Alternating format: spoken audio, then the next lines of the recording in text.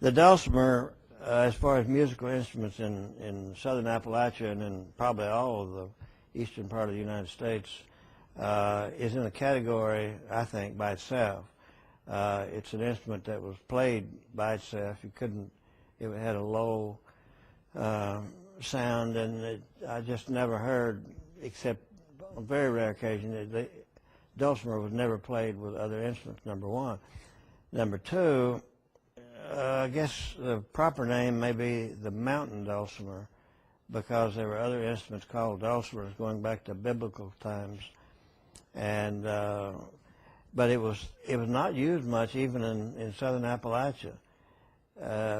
If you take 5 counties near us, Anderson County, Roane County, Morgan County, and 10 counties, in all of the collecting, I've never found a single one in this general area from here south toward Chattanooga. Now, in southwest Virginia, you found quite a few, in fact, more there than most anywhere, and in eastern Kentucky and in western North Carolina. So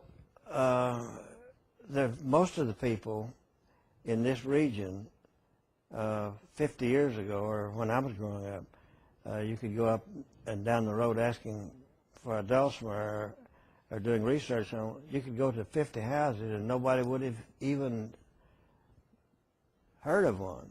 I mean, it was a strange word. And the question of how it became introduced is still up for some speculation, but it was a late instrument in our area. Probably almost none turned up before the Civil War.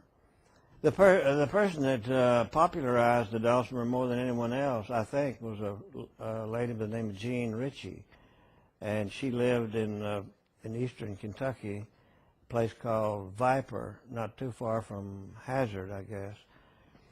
She was one of 14 or 15 children, and why did she pick up the dulcimer, and where did she hear about it?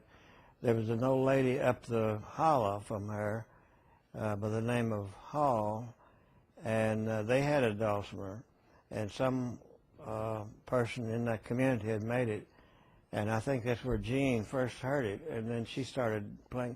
It was a terribly isolated place, and then she went to New York and started recording, and I think if it had not been for Jean Ritchie, you know, nobody would have known about the dulcimer.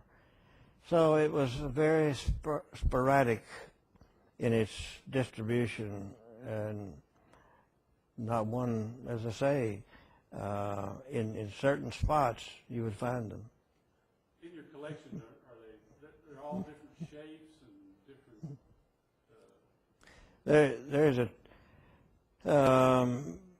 There's two Smith, a gentleman by the name of Smith, and they've written books on them, and they can look, and I can to a certain extent, at a dulcimer and tell where it was made by the shape and the configuration and all.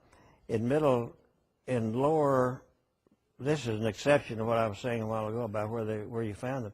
In lower Middle Tennessee, they had a rectangular instrument that they called a dulcimer, and some people referred to them as scantlings, but every one of those that I've ever seen came from Giles County and Pulaski and South.